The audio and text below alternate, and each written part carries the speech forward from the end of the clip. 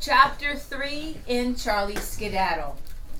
Although he could see nothing, Charley knew when the steamer had reached her destination by her slowing and the greeting whistles blasting from other ships in the port.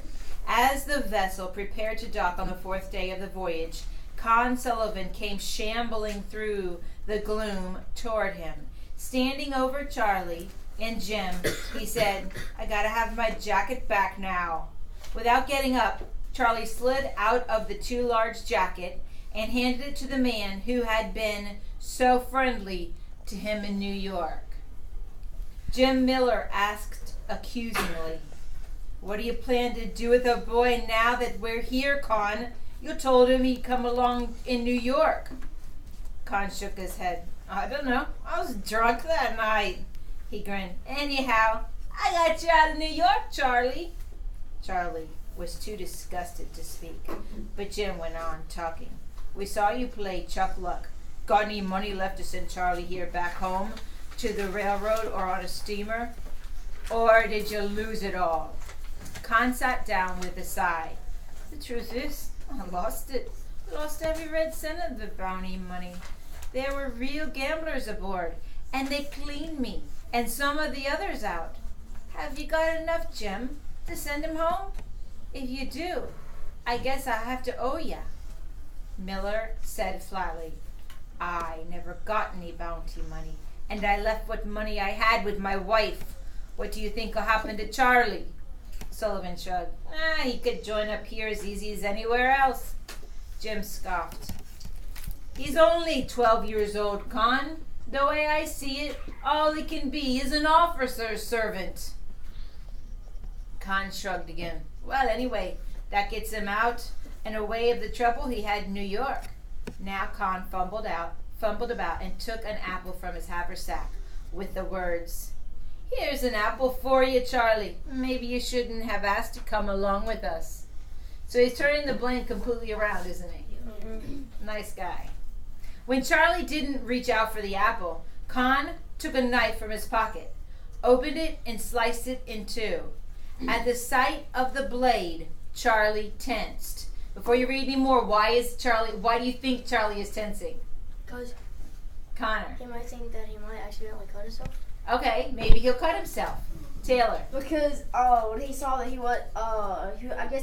thought he was making Con mad, so when he got out the knife, he was like, "What are you gonna do?" Okay, maybe he'll hurt Charley. Okay, good predictions. Anyone else? Okay, let's see why Charley tenses. Sure as could be, it was his brother Johnny's fine staghorn one. A Christmas gift from him and Noreen. It had gone to Gettysburg with him. Charley asked softly, "Where'd you get that knife, Con?" The man stared at it for a moment, folded it and put it back into his trousers pocket. And then he said, "I wanted shooting dice up in Pennsylvania." "It was my brother's," accused Charley. "He wouldn't gamble with it. Not a Christmas gift." "Well, I won it fair and square from him," Con scowled. So you see how deceitful he is. Dishonest he is. He's like, "Oh, I got it playing dice. Oh, okay, I won it." He's like, lies so easily.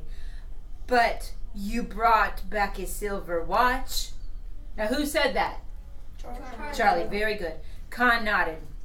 "Why shouldn't I? He said he had a pretty sister, and I wanted to get a look at her. Besides, I got a gold watch of my own. Until yesterday I had it." He took the knife off Johnny when he died, thought Charley, who now touched his brother's precious silver pocket watch in his left side pocket. If Johnny's watch had been a better one than Con's, it probably would have not come back to him and Noreen either.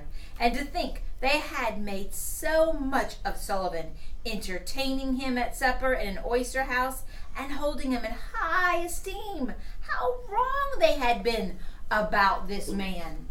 Charley mumbled, "I don't want your apple. I don't want to have anything to do with you anymore." Sullivan got up and began to eat the apple. As he walked away, he said over his shoulder, "Suit yourself, kid. It ain't any skin off my nose if you don't. Just don't expect me to do you no favors from now on. I don't need no Bowery brats hanging around me. And I surely don't need you, muttered Charley under his breath. He scrambled to his feet and ran after Sullivan to say, I'm gonna write my sister and tell her all about you so she'll know you ain't no hero. I'll go on and do it. Squawk to anyone you want to. Tell the guards how I got you aboard here. Now that we're here, they won't care. Nobody cares about the likes of ya. We're here to fight a war, not white noses. Stung by this, Charley went back to Jim, who was now standing and getting his equipment together to leave the ship. Can I come with you, Jem? The boy asked. Jim's smile was melancholy. What does melancholy mean? Like, Is that another word for depressed? yeah, very good. Sad or depressed, like he knows, this is not a good situation. And he's trying to smile, but his real feelings are coming through. I'm afraid you can't, Charley. We'll be marched under guard, so these bounty hunters won't get the chance to run. It's daylight now, so you'd be seen if I tried to hide you. You ought to go off last. Then you find yourself an officer and tell him how you got here and what you were up to. Ought I tell him Con Sullivan did it? Why bother? All he has to say is he didn't, and he'd say that too. So Jim surely knows this guy's character. He can read him like a book. He said nobody cared about me here. Oh, that's about the truth of it, son. Can you imagine what a desperate feeling this is? You're so far away from home. You're just a kid. You have no one to look out for you anymore. Charley held out his hand. Well, thank you for sharing your food with me and for talking to me. Maybe we'll meet up again wherever the 140th New York goes. Maybe so, Charley. Here's my hand on it. And good luck to you. Some minutes later, Charley heard the thud of the steamer's side met the wharf and the shouts of the deckhands as she was made fast. Almost immediately afterward, one of the guards at the bottom of the steps shouted out, Find your regiment! Stay together and form in single file! In the confusion of the moving soldiers seeking their regimental units, Charley lost sight of Jem Miller. He stood where he was a while. A strong lunged guard called off the regiments by number, and they marched up the companionway.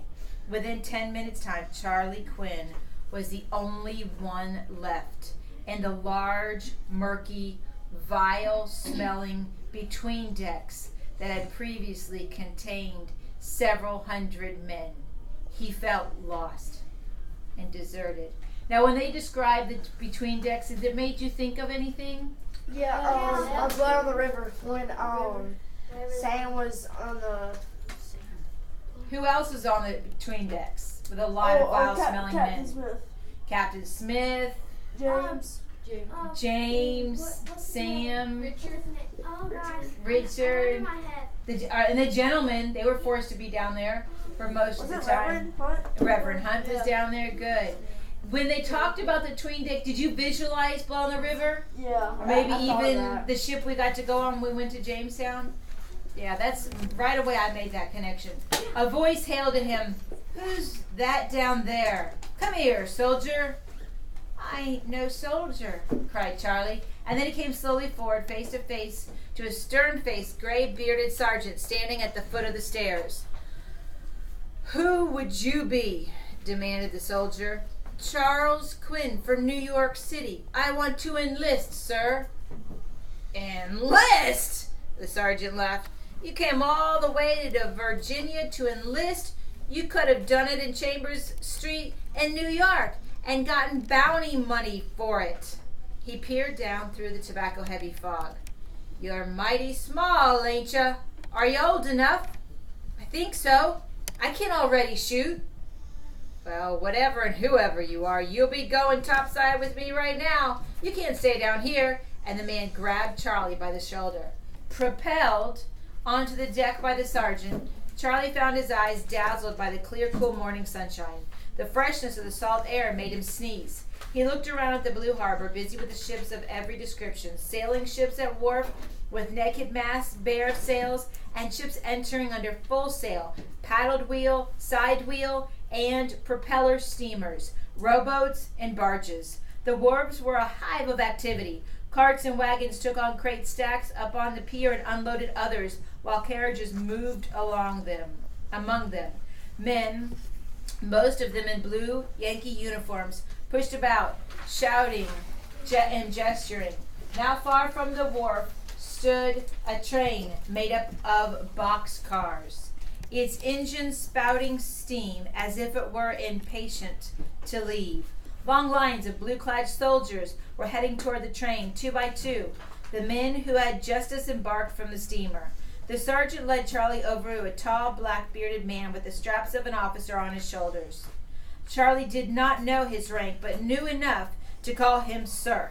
In his hands, this officer held a board with papers on it. "Major Caswell," said the sergeant, "this is what I found below when all the troops marched off." "What is it? Stowaway?" asked the major. "I think so. What sort of costume is he wearing?" asked the officer, looking at Charley's Bowery boy uniform. "Who are you? Why were you with those soldiers?" Charley took off his plug hat. The major had a heavy face and a frown to match it. "I'm Charles Quinn, sir, from New York City, and this is what boys who live in the Bowery wear. I came to join the Army. I want to join the 140th New York Veterans Volunteers, my brother's regiment." "Did your brother smuggle you aboard?" "No, sir. He got killed at Gettysburg at Round Top." The major's face softened now. He asked in a gentler tone, "How old are you?" Relieved that he hadn't had to explain how he really got aboard, Charley tried a bold lie. 16? "No, you're not even 14. If you're a day, you have to be a full 16 to list. Go back to New York." "I can't. I haven't got any money but 60 cents, sir." Over Charley's head, Major Caswell asked the sergeant, or maybe the captain of some vessel will let him work his passage back to back as a cabin boy. There's nothing like an army to attract boys and dogs. On the other hand, suddenly the man looked at Charley and he asked, "Would you be Irish?" "Oh, yes, sir, I am." "Most Irish can sing, can you?" Astonished, Charley only gaped at the major. "What a strange question." The man went on, "Well, can you carry a tune?" Charley nodded. "The sisters wanted to make me a choir boy, but I wouldn't be one. They said I had a good enough soprano, but I thought I sounded like a girl." Charley thought wistfully now of his school and how he'd refused to sing in the church choir because the Bowery boys had laughed at him when he told them about it. Refusing the officer had made Noreen cry.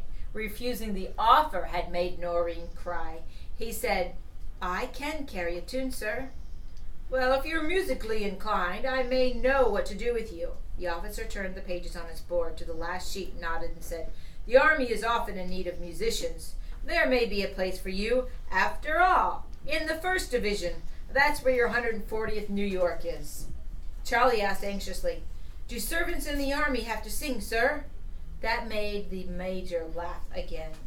"Not necessarily, though it helps to entertain when camp life gets too dull." Why would the Army want a singer? Charley asked himself. Aloud he asked, "Will I have to take men's boots off, sir?" "Not unless it suits you to do so for some officer of the headquarters company. I see by this that several regiments, including the 140th New York, are in need of a drummer. There didn't seem to be any aboard the ship, or buglers either. I had hoped there might be some musicians in this latest batch of bounty jumpers.